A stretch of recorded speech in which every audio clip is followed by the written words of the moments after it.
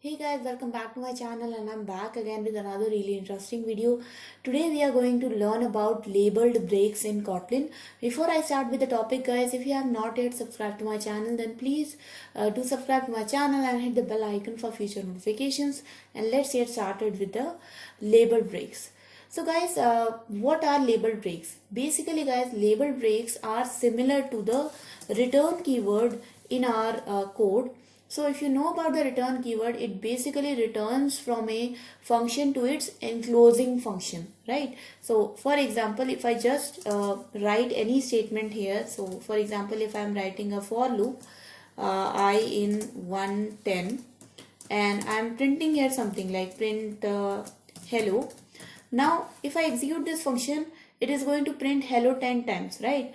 Well, let's say if just after the print statement I write a keyword called as return, then once the first iteration gets completed, the first statement gets printed, the return statement is going to get executed, and this is basically going to break the function, and it is just going to come to our enclosing function, which in our main function case is kind of halting the process. Okay, so this is what the return keyword does. Basically returns a function to its calling function. But if you want to actually break or return from a loop, then we don't use return, we use something called as labeled breaks. Okay, so Kotlin gives an additional control over the loops using the labeled breaks, and let's see how we can do that. So for example guys, I have a loop here and I label this loop something with outer loop.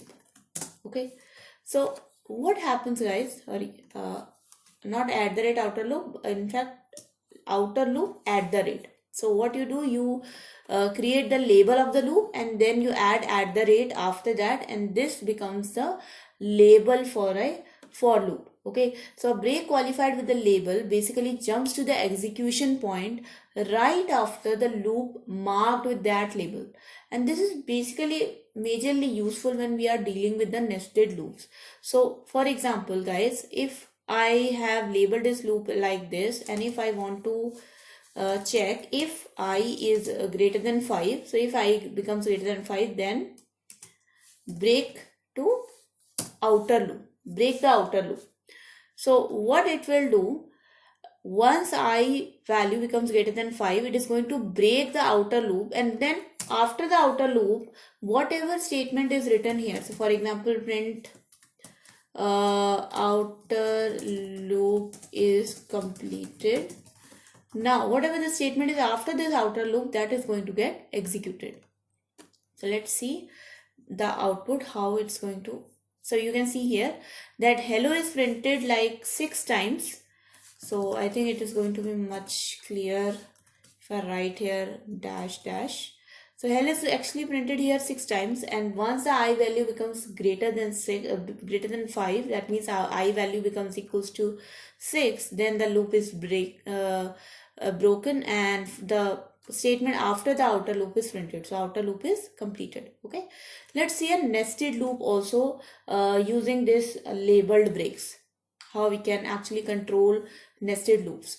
So for example guys, I have an outer loop for I in 1 to 10. Okay, and now what I am going to do, I am going to make an inner loop also, inner loop for j in 1 to 10.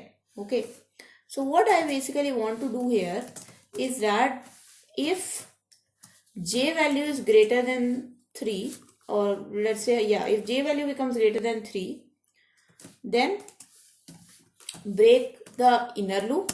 Okay, but if I value is greater than let's suppose 4, then break the outer loop. So this loop is going to get executed 5 times for the outer loop, but only 4 times for the inner loop.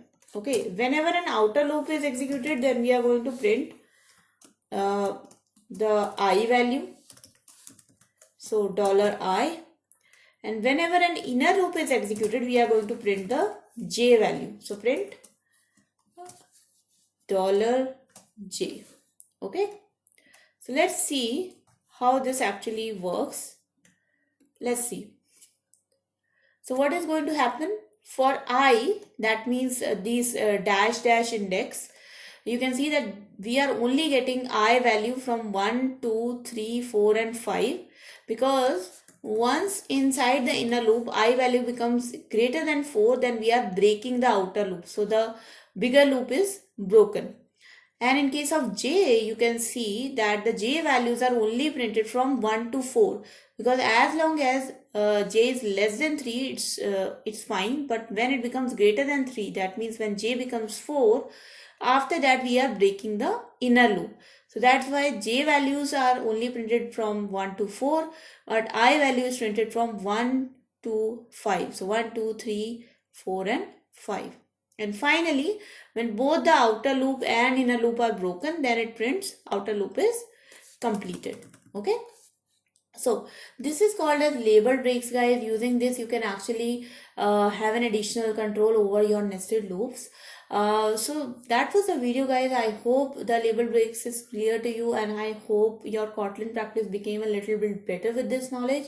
If it has, guys, then please do not forget to subscribe to my channel and hit the bell icon for future notifications of more such Kotlin related videos. Like this video, share this video with your friends, guys. I make here videos almost every single day. So I'll see you guys in the next video. Until then, if you have any questions, comments, suggestions for me, write down in the comment section below. So I'll see you in the next video. Until then, bye bye.